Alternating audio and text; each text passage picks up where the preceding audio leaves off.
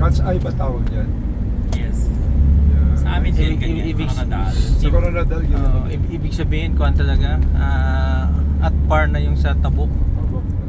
Galing, no? Ano ko sa Isabela, meron ba ganito? Wala pa nga. Una nga bridge, dito, no? Yung bridge lang namin meron. Galing ng Tabuk, oh. Do you have excess funds? Oo. Malaking budget, maraming pera. Coffee industry, malakas. Oh, malaking kuhan sa local taxation siguro. Oo, malakas na.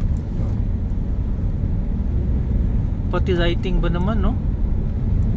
Galing.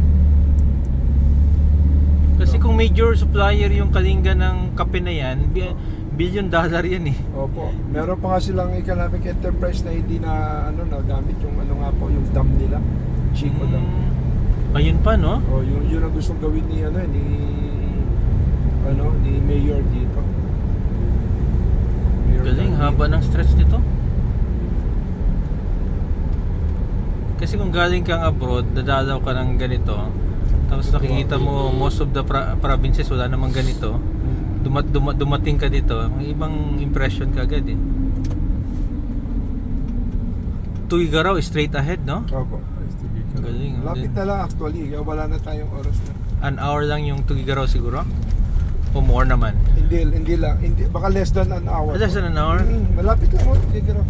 Kaya yung kaya maraming buyers sa Tuguegarao, mga taga-Tabuk po eh. Marami silang pera dito. Maraming Nandito galing po yung mga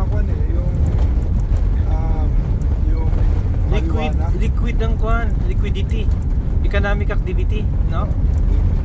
Ito lang, hindi na natapos yung lighting nila dito.